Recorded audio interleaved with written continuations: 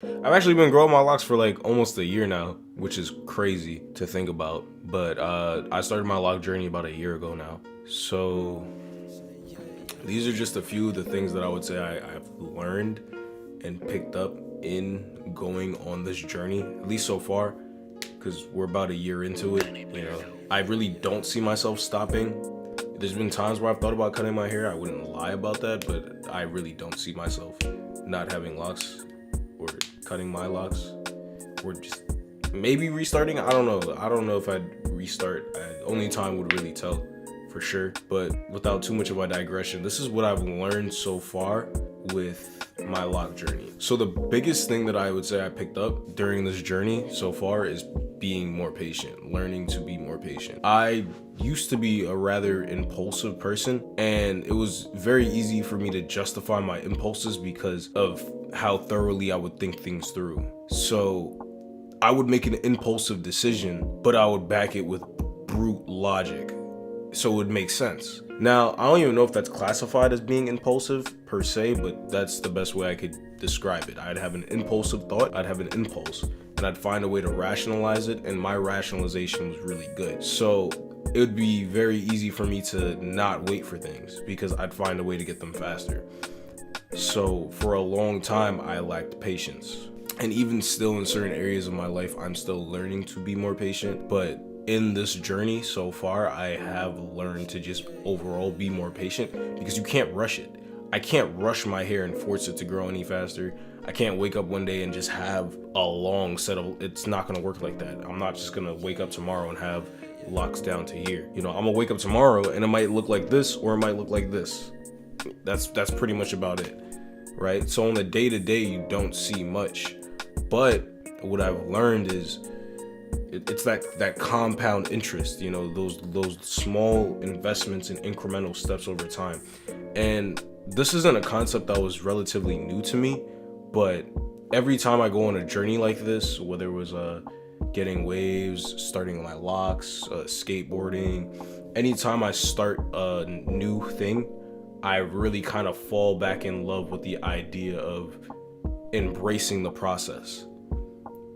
Starting to grow locks, or for anything of that matter, really anything that kind of falls in line with just really having to be that still and patient, like gardening or anything like that, it's really gonna test and prod at your patience, your level of patience. And if you find yourself to be an individual that's not patient, I implore you to find something that you can do that would make you become more patient. It would force you to become patient. Like, not something that you could kind of rush, something that you would have no choice but to be patient with. With this hairstyle, I have no choice. I literally cannot rush it at all.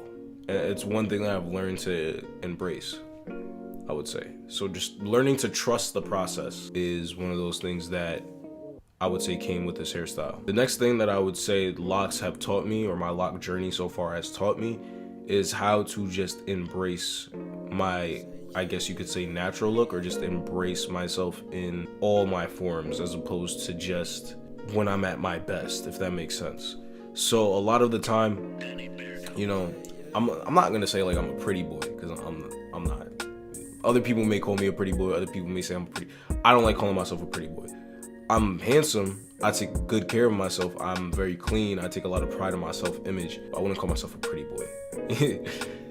So in that, a lot of my identity for a long time was ingrained in being the most attractive man possible by, making sure my skin was always clear, my abs were always cut, my fingernails were always like painted with the clear coat, always got the flyest fit on. For a while that was like me, like it was synonymous. Like, if I wasn't the best looking person at that time, at least in my eyes, my confidence wasn't there. It wasn't synonymous anymore. So in starting this journey, I've learned to really detach from that almost persona that I kind of created that I could not live without, if that made sense. So if I didn't have a haircut, there's certain things I didn't want to do. I wouldn't want to hang out with certain people if I didn't have a haircut. I wouldn't want to do certain things. I wouldn't want to be seen. And with this, I didn't have a choice.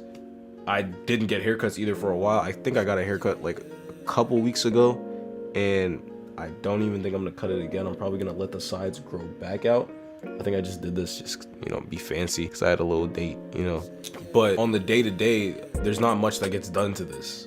So how it looks is how it looks. There's days where I wake up and it's not hanging, and I'll wet it, I'll do whatever, and it'll just do whatever it wants. And I have to go outside like that. So it really taught me to just not be so in my head about how I looked and just embrace whatever it is. Even when it came to my body too, I'm not saying that I became, you know, content with being out of shape, because I'm not out of shape, but I wouldn't have as much body dysmorphia. Like I wouldn't look in the mirror and be like, oh, like my gut is protruding because I just ate, like, or something like that. I wouldn't really care as much. Not that I don't care about myself, but more so because I would just embrace wherever I was at. That's what this hairstyle has really taught me to do, just embrace wherever I'm at. If my nails aren't cut that week, my nails aren't cut that week, you know. I'm not gonna kill myself about it. You know, I'm not gonna make it a bigger deal. It's not gonna stop me from looking somebody in the eye and being confident in who I am. You know, this is how I showed up today. This is how I showed up today. You know, if I had a shit day, I had a shit day. If my hair looks like shit today, my hair looks like shit today. If my face is breaking out today, my face is breaking out today. It really just taught me to embrace the imperfections. And I'm very careful to say words like imperfection or flaws or like natural look or whatever else would kind of give people the impression that I'm almost denouncing other ways of beautifying yourself. I'm not saying that you have to go around and get locks to be perceived as naturally beautiful or whatever the case may be. I'm not saying that. What I am saying is that this hairstyle has taught me how to embrace my imperfections, my flaws, and that in itself has made me realize that I'm a lot more beautiful when I'm not trying so hard to be beautiful, if that makes sense. The beauty is in the not lack of effort, but the fine line between effort and then just overexertion of yourself. Because at a certain point, you're no longer just making yourself look good, you're just fueling and feeding those insecurities. You know, there's certain things that makeup won't fix, there's certain things a haircut won't fix, there's certain things that countless videos on self-improvement won't fix. There's just certain things about you that you have to accept. You know, there's certain times where you have to accept moments in your life, and that's what this hairstyle has done for me. It's really helped me to just embrace where I'm at. I didn't have a choice. I still don't have a choice. I would love for my hair to be hanging down here. There's times where I'm like, I can't wait till it covers my eyes. I'll be trying to pull it. I'll be like trying to like do my retwist. Like I'm almost there. You see it. It just goes right back up. Why? Because it's gonna do what it wants to do. I don't have a choice. I'm here for the ride. I'm just here with it. We're just vibing, you know.